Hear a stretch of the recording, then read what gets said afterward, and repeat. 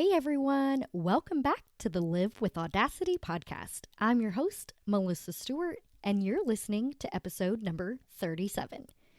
Before we dive into today's episode, I wanted to take a minute to talk about authenticity and alignment. Authenticity and alignment are the two most important qualities in my business, and I believe they are the most important qualities in life. Being completely authentic, honest, and truthful with ourselves about who we are and what we want can really help us to align perfectly with our purpose. Alignment is so important because oftentimes we look around at what everyone else is doing, whether that's in our career or in our family life and raising our kids, or even in how we choose to reach for health, that we forget that we are our own unique person with unique characteristics and goals. That person has a mission in this life, a purpose, a calling. My 30 days of journal prompts is perfectly named Journal to Your Purpose because that's exactly what you're going to do. Over 30 days, you will rediscover what makes you, you.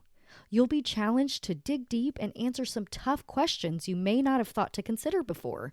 But each and every one of them is designed to help you align your authentic self with your true purpose. It is comprised of 30 journal prompts with lines to write included to be used over 30 days. This journal will bring you so much clarity, so much alignment, and so much confidence in who you really are. You can get it by going to www.mmstewartco.com. Once you've completed the journal, please reach out to me and let me know how it helped you and what you discovered. I want to know what you're working on and where you're headed. Okay, on to today's episode. Have you ever met a medium? Do you believe in them? What even is a medium? Today's episode is so exciting for me as I get to talk to my friend, medium, and intuitive coach, Cossondre Bahr. She answers tons of questions I had about mediumship, what it is, and how it works. And it's so cool. Let's dive in.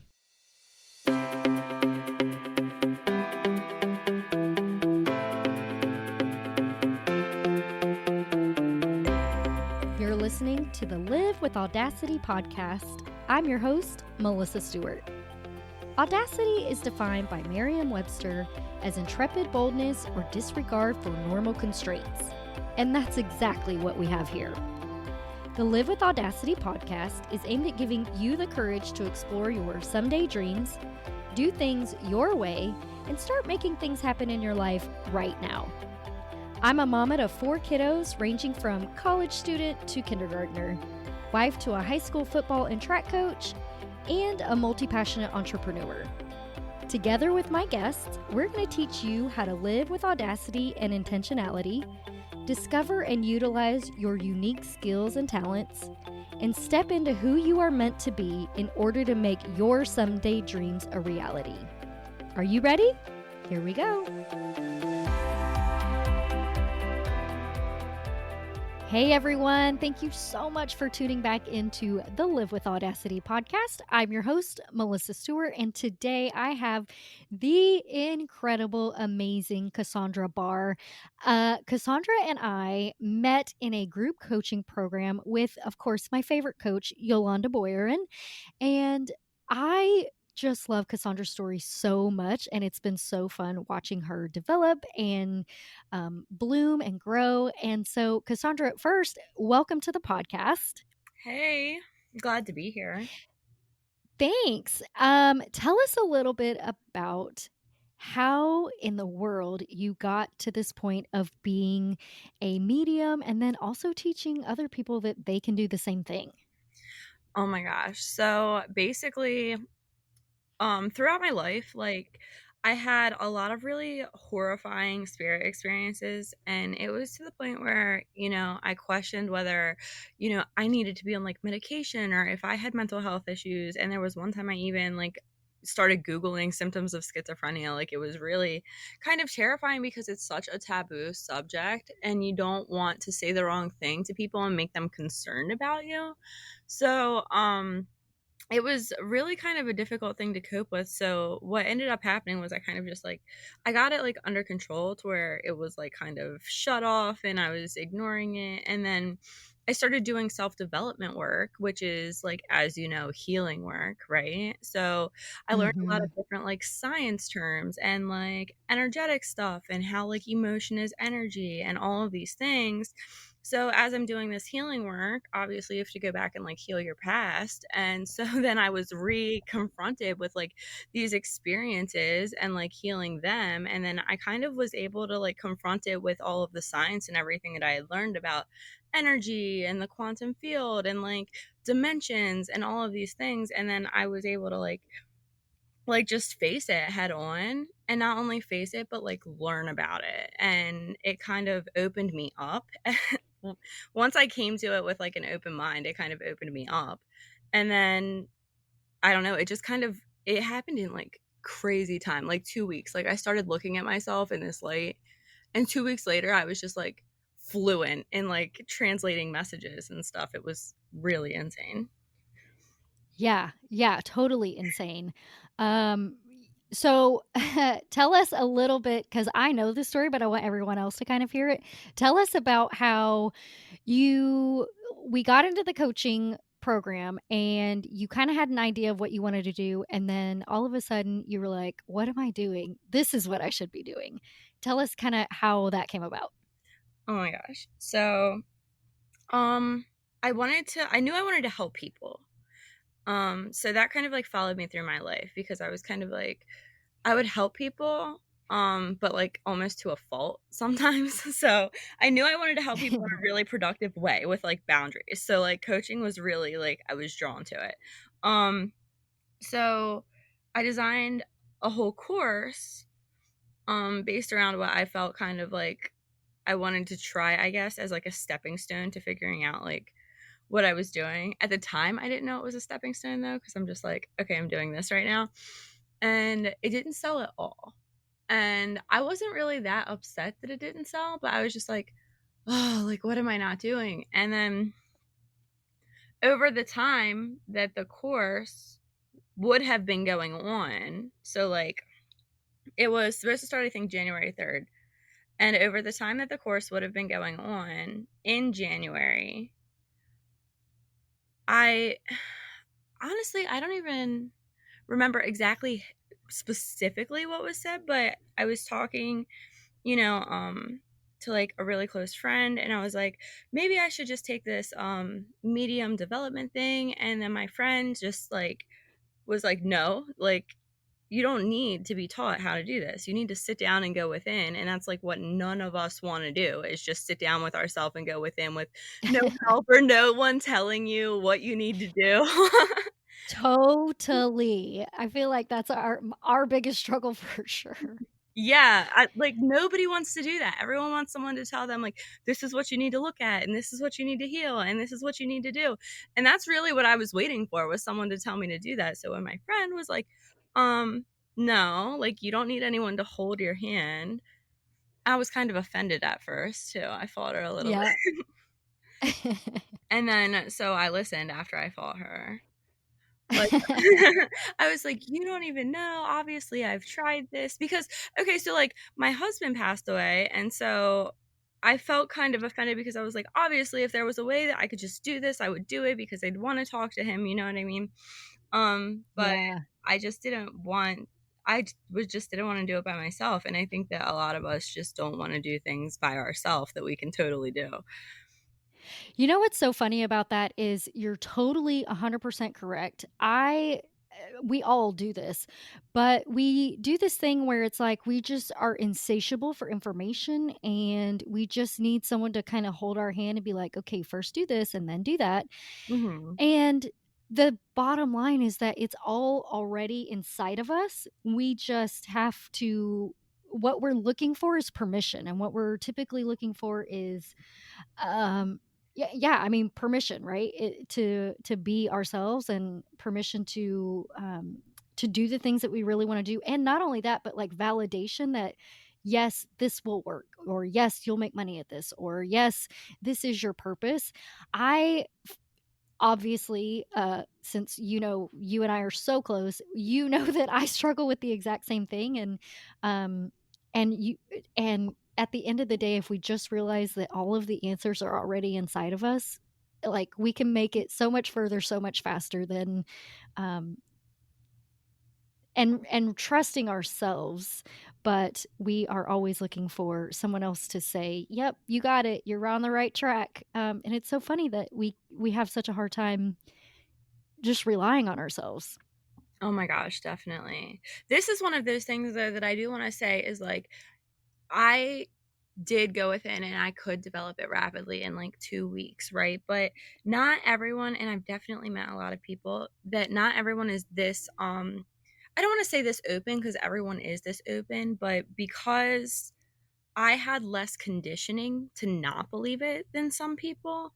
Like, some people Right. work really hard and, like, peel back those layers of conditioning. So, like, even though that they like, everyone does have the ability to do this, like, it really just depends how much work you put into developing it, really just depends on how much conditioning you've been through to believe that it's fake. Like, I had to go through a little bit because my dad was always like, I believe in what I can see and touch and feel and what's logical. So like I was kind of raised in that environment, but I wasn't really raised like that it's devil work or anything like that. And I think that that can Right. kind of like add another layer of hard work and peeling back that like it's okay to embody my full self. You know what I mean? Yeah. When did you realize that everyone could do this or have some sort of connection? That actually was fairly recent. I When I first started teaching this, I wanted to teach people specifically who had had experiences similar to mine. So they already were maybe in a scared, like terrified place, or had had all of these like things that they didn't know what it was happen to them. But then I forget the exact moment that I realized that everyone could do it, but I started doing a little bit more research into maybe like other mediums and their knowledge and kind of comparing what I had experienced through my like self development with this and what they had experienced, and kind of like putting those together to see like what's the same and what's maybe different.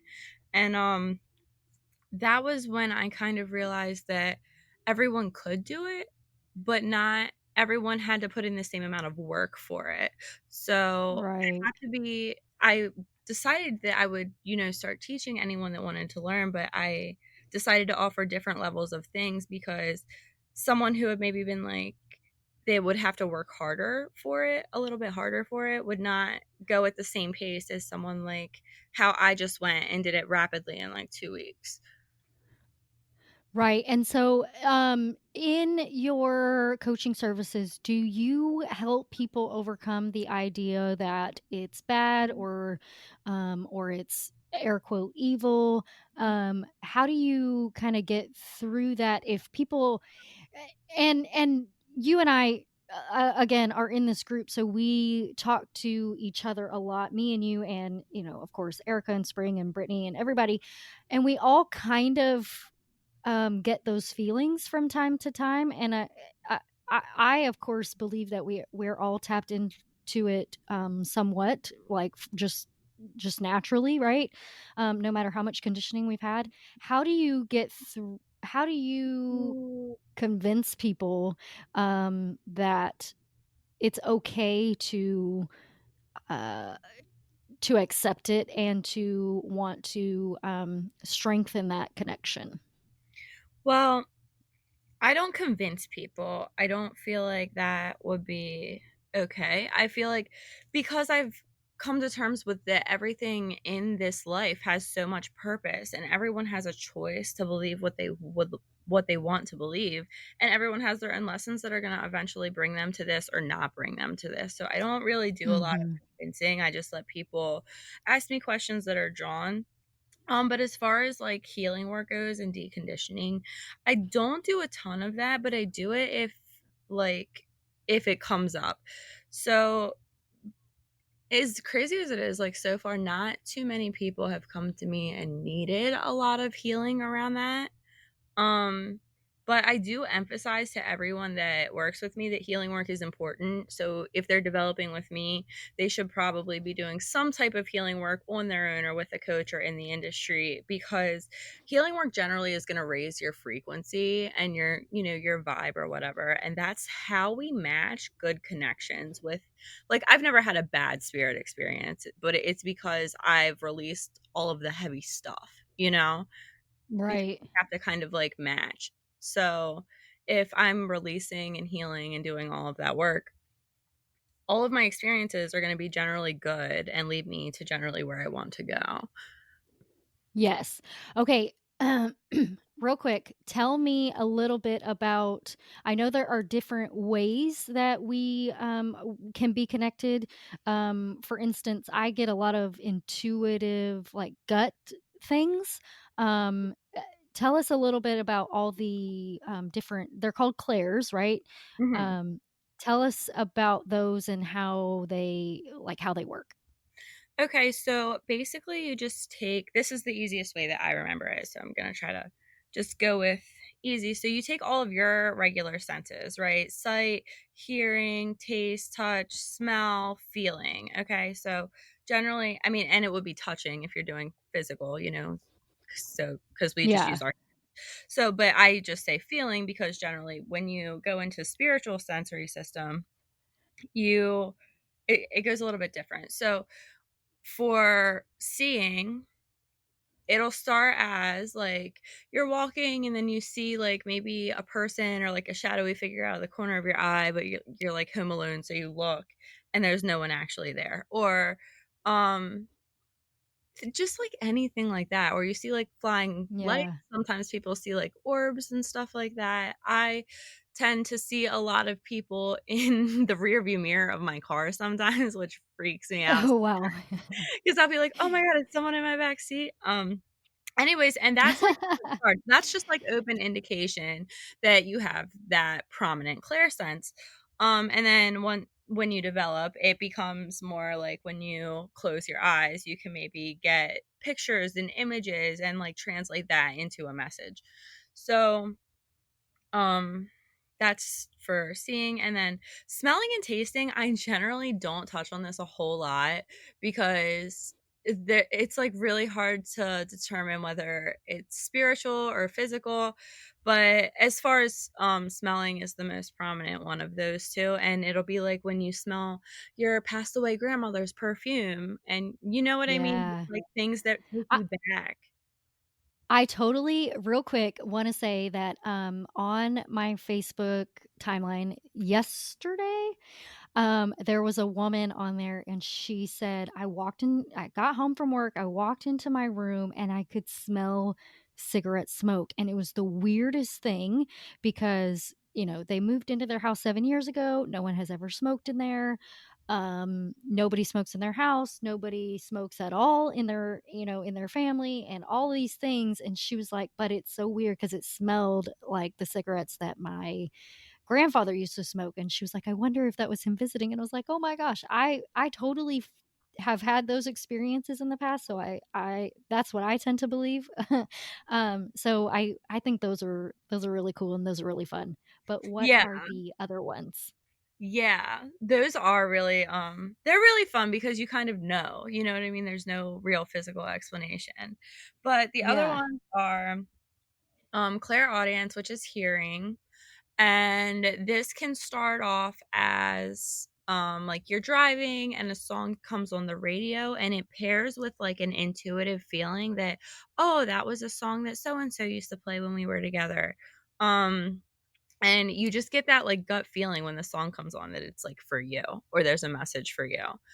And then after that, it can progress to, I feel like this one has, like, a couple different phases. It can progress to you're in your house and you hear someone call your name, and it can sound like one of your kids or someone who's actually in the house, but then when you go to them, you're like, "Hey, what did you want? I heard you call me." And they're like, "What do you mean?" And Yeah. that's Yeah. happened to me a lot. That has happened to my kids too. My kids will all come down and they'll be like, "Mom, we heard you call us." And I'm like, "No." Oh my god. So that's one. And then, that progresses to in full development is, You know how you have, like, this thinking voice that is your voice in your head? Like, when you read in your head, you'll hear your voice reading it or whatever. Yes. Um, Which, by the way, real quick, I just learned the other day that not everybody has that, and I think that's super weird. what do But, you mean not anyway, everyone contin has that?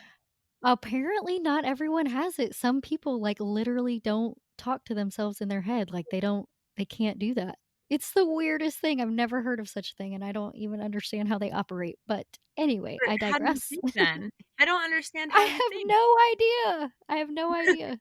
Do you have, like, the No idea. Siri voice instead? Like, some automated. It's just a robot in there. Um, okay, so anyways, if you have this thinking voice in your head, I never thought I would have to say if you have your own thinking voice in your head, the clairaudience eventually will go to instead of hearing in your head, hearing your voice, you will hear the voice of the past person that is trying to translate the message. And I actually love that way the most because it is the easiest thing to translate because they're talking to you in normal English words. Um, Yeah. so I like that one a lot. And then the other one is clear feeling. And feeling goes I think this one has different layers. I don't know if other people have the layers. And I also want to go back to clairaudience in a minute because there's two different things that I have that not everyone has. And I always ask people if they have this. But anyway, so clear feeling is generally emotional, right? So a way that spirit can send messages is by sending us emotions that they're feeling or that they feel towards someone else that they're trying to give the message to. And as crazy as this is just like I've had spirit give me one major feeling that's translated into a whole message because I know exactly what they're feeling it about. And I know how strong the feeling is. Like if they're saying like I miss you or I love you or I'm always with you, I get that like strong feeling of just love. So Yeah. and that kind of I think pairs with being an empath a little bit because if you're feeling a lot of feelings in a room, like it would be very difficult to tell if you're feeling people feelings or spirit feelings. So that can kind of go hand in hand. Oh, Um okay, interesting. yeah, so I've like if you're just like doing your own thing and then you think about this time with this person that's not around anymore and you just start missing them like I don't know if there's a way to like prove that but I feel like that's another indication that they're trying to give you that feeling like put that feeling into you. Yeah, that's really um neat. yeah, but I wanted to circle back around because feeling and seeing I have two things that don't often happen. So for seeing I actually don't just see like little shadow people out of the corner of my eye and this is what started to make me think I was crazy. I visually see I visually see um picture like heat waves like when you look at your car in the summertime and you see like heat waves coming off the hood of your car. Uh-huh. I see those heat waves in the shape of people. And Which which is so crazy because, I think we're kind of at a point in the universe or in the world where people are understanding that, everything is energy, right? And mhm, so that's like a perfect example, real fast, of, um that, like, you can actually see energy, and heat waves are energy, and you can literally see them just because of the way they're kind of mirroring the space around it, and I think that's really cool, and I think it's something to point out that if you don't believe that everything is energy and you don't believe that it's a real thing, just use that as an example because I mean, you can actually see that, and anyway, I just wanted to point on that because I think a lot of times, people like you and I who are really tapped into that belief have a hard time with it. But I just wanted to give an example of something that is tangible that you can actually see. So yes, anyway, go ahead. yes, it's that's actually that's what kind of comforted me about it because I'm like, okay, heat waves are energy, and I'm seeing something that is obviously energy. Like those two things translate to each other. So it was a little bit comforting to me Yeah. that I'm not like literally insane because I'm seeing something energetic around me, right? Um, Yeah.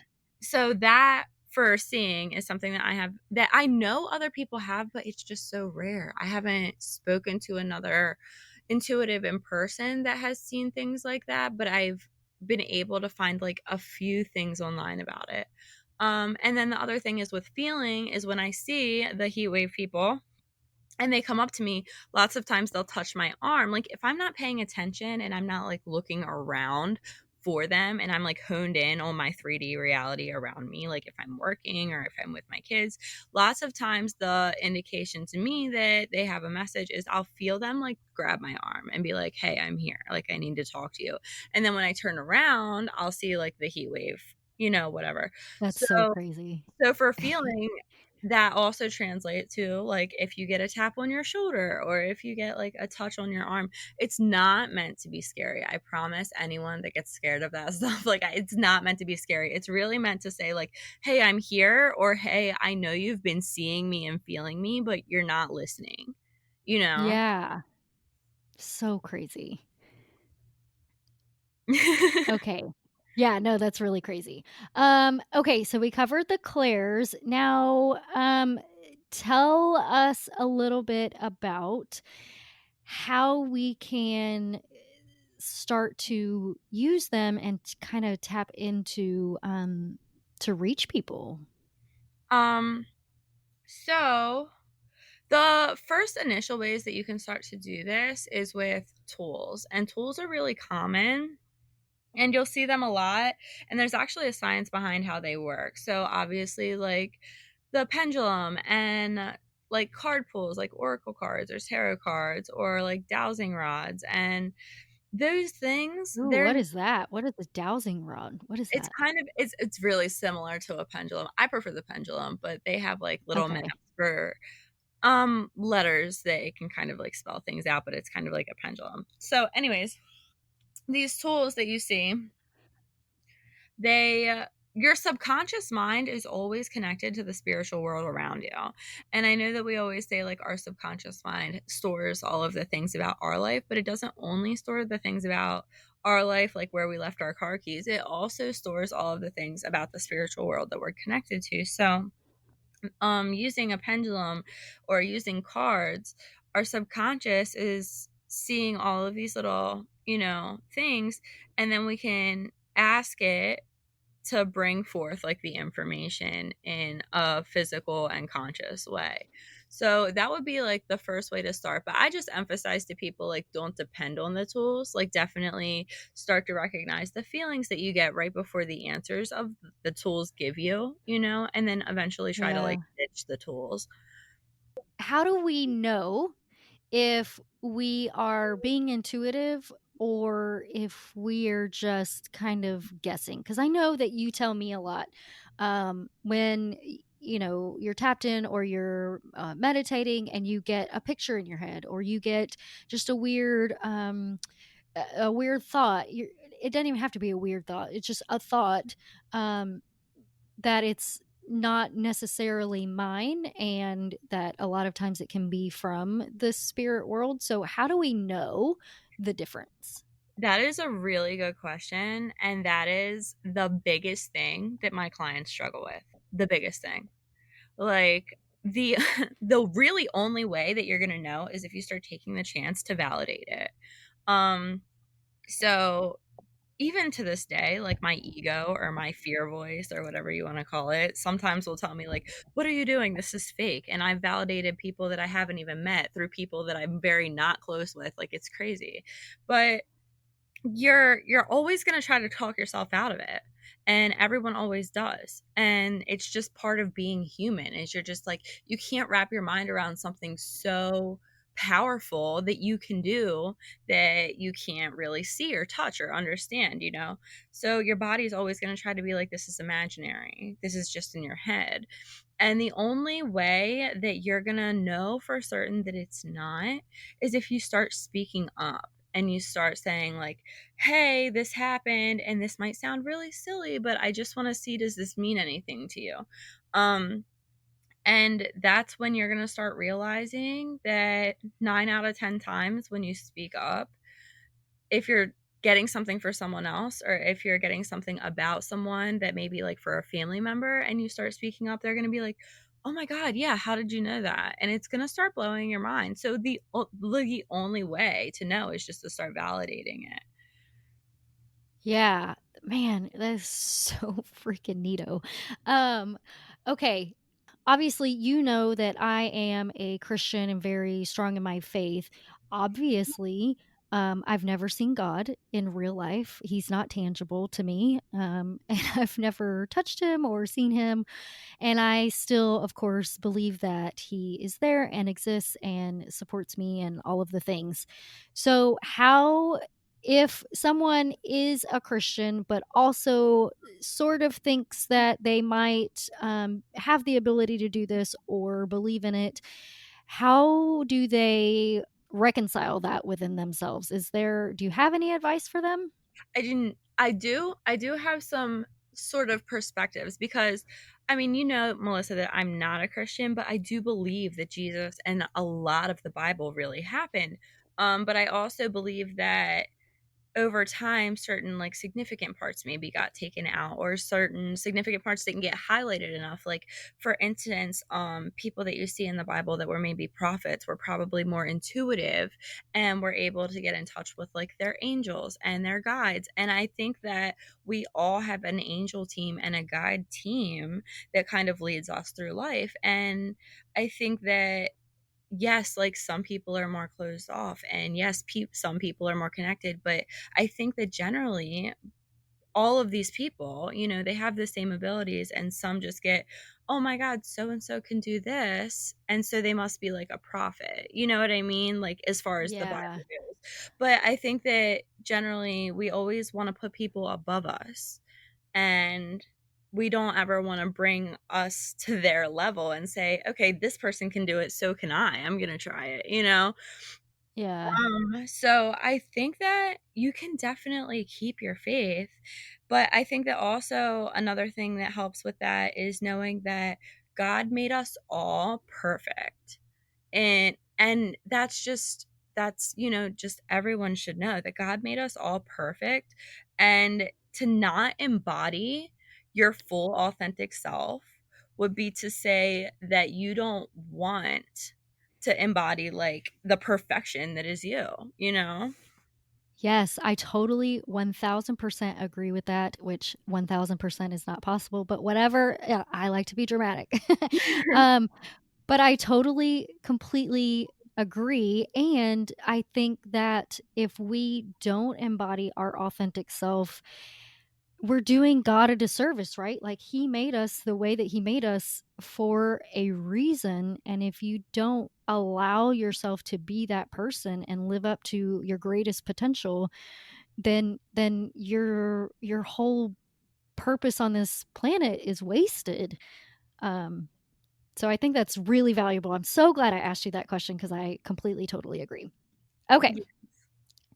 Tell me about the story when your son was born Oh my god, and my first he had, spirit story. yeah, yes, please, because I love Okay. it. So, so my first really prominent, so I want to give some context here, is that when we have a purpose that is supposed to get in alignment with this intuitive, our intuitive spiritual selves, right? um a lot of times this ability will rear its head in the face of trauma. Okay, so trauma will, I don't know why. I can't honestly tell you why. I don't have a good reason. That when you go through trauma, your whole spirit team and all of your ancestors and everyone wants to show up and tell you that they're there. But also in the middle of trauma, you're already in a scary place. And that just seems even more horrifying. um, You're like, oh God, they're taking me now.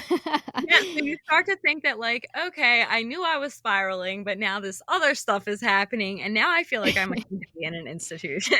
Like, um, so I was in the middle of a very traumatic place. My husband and I had separated for like the 50 bazillionth time, and I was pregnant with my youngest son at the time. I was living in a house where I didn't have really anything other than a bed and a couch. Like, all of my electronics were gone, my TV was gone, like, I didn't have a car at the time. I was in a not so good situation on my day-to-day life. So, I was feeling really sad and depressed. And so every night before I would go to bed, I started seeing the people-shaped, like, heat waves. And this was the first time I'd ever seen them.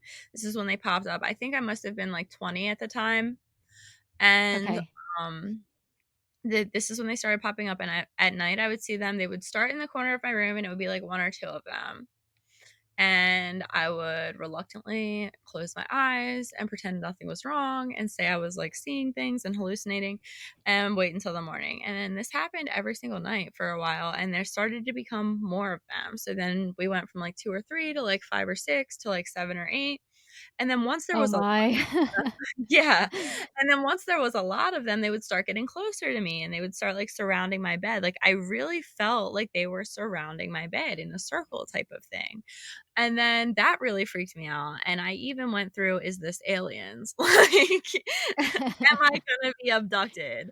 So, then after a couple nights of that, I would see them at night come up and touch my arm or touch my leg, and like I said, this is supposed to be, like, reassurance or saying, like, "I know you can see me, but you're ignoring me." Um, but I could feel them do that, and it was really, really making me lose my mind. And so anyways, I give birth to my son, and I bring him home from the hospital, and I really didn't wanna come home from the hospital because I knew that I was gonna have to deal with this. Because the hospital, like, I didn't see anything, you know what I mean? It was almost like Oh, wow. I associated this stuff happening to the house and to the trauma that I had Okay. experienced in the house, so I associated the whole house to be this negative thing. Um, so I bring my son back to the house, and it's daytime now, and he's just this tiny little 3-day boy that you can hold in both of your hands, and I laid him on the bed, and he was sleeping really deeply. He was in one of those crazy snoozes that was milk drunk, and the So sun cute. I know. I still have a picture of him from this day. The sun's coming in of the windows, and he looks like the most crazy beautiful angel, and I'm leaning over the bed, and I'm just looking at him. And then I saw one of the heat wave people come over to me and also lean over the bed and just look at him. And I felt like whatever it was admiring him. And this was the first time I'd seen one in the daytime, which was way less scary than seeing them at night. And I'm watching this like heat wave figure lean over and admire my son with me. And I remember thinking, this isn't so scary. Like, I don't mind it this way. And then Yeah. I saw it reach down and touch my son's leg, and at the moment that it made, like, contact with my son's leg, he did one of those newborn infant jolts, like, when you pick up a really tiny baby too fast and it's like, "Whoa." Yeah. Um, and when that happened, I realized that it wasn't in my head, and that was the first validation that I had that it was not me going crazy. So, I will never forget that because before that, I really thought I needed to go to the hospital. That's so wild. And then so, like, how did you I know how did you, like, deal with it? How did you say, like, "Okay, this is really weird," or, like, "Please don't touch my baby," or, like, what did you do? I actually didn't get the emotional feeling that it was gonna hurt him. Like, I just felt like it loved him too, you know? Like, I just felt that. And that didn't really bother me about it, whatever it was touching him. But because I was only like 20 or 21 and I had just gone through that rough time, ultimately what happened is I ended up moving out of that house really shortly after that, I think like 3 weeks later, and I didn't have another experience like that until I was about 24. So, for, Oh, like, okay. 3 or 4 years, I had shut it out completely and just associated that experience with that house and that bad time in my life, and it Yeah. didn't forcefully show itself to me again until another really bad time in my life. So, and after that time, I was just like, "Okay, screw it, like, I need to figure out what's going on here." Okay, so tell me, how can we meet our spirit guides? Okay, so this is a really great question, and it's super easy, and everyone can do it right now if they want to. So you can do a meet your spirit guide meditation, a guided meditation. There's a bazillion of them on YouTube. Um, and the reason why I know that this is real and accurate and a good experience is because I do offer individual spirit sessions where I give messages, and I've done spirit sessions with people where I validate the guides that they've met in their spirit guide meditations, like through both name, feeling, and images. And they're like, "Oh my God, that's someone I met in a meditation." So it is an accurate way to meet your spirit guides. And it's really cool because a lot of people don't understand that when you get there and you meet your spirit guides and they might hug you and send you love, you can actually ask them questions in these meditations. And oftentimes, though, once the meditation takes you to your guide, it'll give you like a couple minutes to kind of just spend with your guide. And during those couple minutes, I would just ask questions. You can certainly say, like, why did this happen to me? Or what's going to happen with this? Or, what direction am I headed? And if you are relaxed enough and not letting your conscious mind kind of like make responses, and you just kind of like relax into it, you can most certainly Mhm. get information from them. Oh, that's so cool. So cool. And I have not done that yet. For some reason, I've been resisting it, and I have no idea why, but it's on my list, and I think I'm going to try to do it later today. What is up with the people that we can talk to? Are they stuck in like a limbo, or are they like a purgatory? Are they like, what's the deal? Are they in heaven, but they can come down and talk to us? Like, how do you They have are any? actually this is a really good question. They're actually everywhere all at once. um So time is actually only for us, like, we made it. So we picture Yeah. time as a straight line going forwards and backwards, right? But they are everywhere at once. Time's actually all happening simultaneously. So they can go back and be with you at any point in your life, and they can also go in the future and be with you at any point in your life. And they can also be like, if you picture dimensions as a stack of paper, it's all kind of happening simultaneously, like right on top of each other. So time is not only all at once on top of each other, but so is all of the other dimensions and realities that are right on top of each other. So they can actually be with several people all at once at different points in their life, and also, doing things for um I guess like the spirit realm. I've actually had spirits say that they aren't around humans as much because they're doing a lot of helpful work for the angelic spirit guide realm. So there's a lot of different jobs and a lot of cool stuff, but there's no like purgatory, you know what I mean? Yeah. It's it's really interesting because it's just like God and Jesus, like, they're always with you. They can be with me, and they can be with you, and they can be with Sarah down the street, all at the same time. It's not like a human body, right? Our spirit is living inside of our body, and it walks around with us, but, uh, if there's no human body, you can, I mean, I would assume that you can kinda go anywhere. Well, think of it like this. I like to think of it like your consciousness is held in to your head, right? Like, just for example, like your head holds your consciousness. And so when you picture your consciousness coming out of your body, it can kind of blanket everything. Like, what if it could just expand indefinitely, like into this like ever lasting consciousness all over the world and all over like dimensions? Like, what if your consciousness can just be like oxygen after it's not in your head anymore? Wow. Yeah, it's kind of crazy to wrap your mind around, but I like to picture it as like your conscious can literally just, you know, get as big as it Get up needs to. and walk away. Yeah. That's so crazy. Okay, cool. So, I want to do a quick rapid fire. What is a book, article, person, or talk that has changed your life? The book Conversations with God.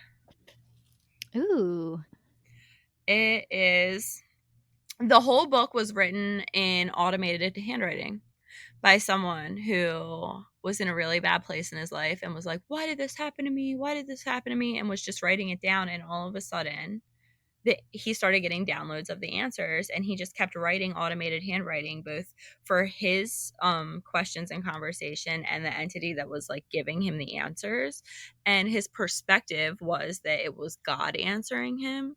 I don't honestly personally know that if it was like God or just like a spirit guide or whatever, but the whole book is just his conversations in automated handwriting, and it's pretty I amazing. love that. That's really cool. And I'm gonna have to check it out because it sounds like the same conversation that almost well probably everybody has with God or spirit or universe or whatever all the time, right? Mhm. You know, why me? Why is this happening to me? Or whatever. And being able to ask the question and then also have the answer at the same time. That's pretty cool. Yes, it Um, was life changing. yeah, man, that's awesome. Okay, tell me about your favorite Friday night at home. My favorite Friday night at home is just renting a movie and making some popcorn and watching movies with my kids. Yes, me too. That or sitting on the back porch with my husband and having a drink. Yes. um, what is the next vacation that you're planning? My next vacation is actually with you in Texas. So that's my next That's one. right. Yeah, Duh. that's my I'm next so one. excited. Yeah. Ah, we're gonna have the best time. I cannot freaking wait. We're gonna have so much fun. We are actually headed to Austin for a few days. Our group, a few of us from our group, are going to meet up and finally get to hang out and have some fun together. So that's gonna be incredible. What was your dream job as a kid? An actress. I really, really wanted to be an actress. And it's actually this is a funny question because I've actually had Spring doing my genealogy, and she has found, like, a ridiculous amount of famous people in my ancestry. What? That's so crazy. Yeah. Well, she keeps telling you that you're gonna be famous one day. I So know. it's bound to happen. It's bound to happen. What is your best advice to help our listeners live with audacity? My best advice would be to drop other people's opinions, because I think the biggest thing that I've noticed that keeps us in the smallest version of ourselves is caring about what other people think. And I think it's important to know that if people don't like what you're doing, then you should let them leave, because you want people surrounding you that want you to embody your most authentic self and appreciate you for being that. I completely, totally agree. Couldn't agree 1 minute more. I love that so much. Tell us where people can find you to get more information about you and all the things that you offer. So I have a group and a website. My website is I'll put it all in the show notes too, but go ahead. I want you to do that. okay, cool. Um, the website is cassandrascollective.info, and the group is facebook.com/group/Cassandra's Collective. And it's Cossondre. No A's, people. So No, if you need, yeah, if you need help spelling it, it'll be in the show notes. And I'll have all the links and everything. But if you're trying to spell it, just leave out the A's, which yeah. is so funny because my talk to text always wants to it always wants to call you Cassandra. Well, Siri likes to call me Cossondre. That's how she does it. Oh my God, that's so funny. Yeah. Okay, well, thank you so much for coming on. I loved our discussion, and I hope that it helps people open their minds a little bit to see that honestly, the possibilities in Mhm. the world are totally endless. And, if you just start paying attention to your feelings, that it can totally open a whole new world for you. Mhm. Hey, y'all, I had to jump in here real quick because I need a favor. If you are loving the Live with Audacity podcast, I need you to do me a big solid favor and share it with your friends, share it on social media, and go to the Apple iTunes link and click subscribe, rate it, review it. I need to know your feedback, and I want to keep putting this out for you, so I really need your help to get the message out. Thank you so, so much for your loyalty and your super kind and sweet words. They mean so terribly much to me.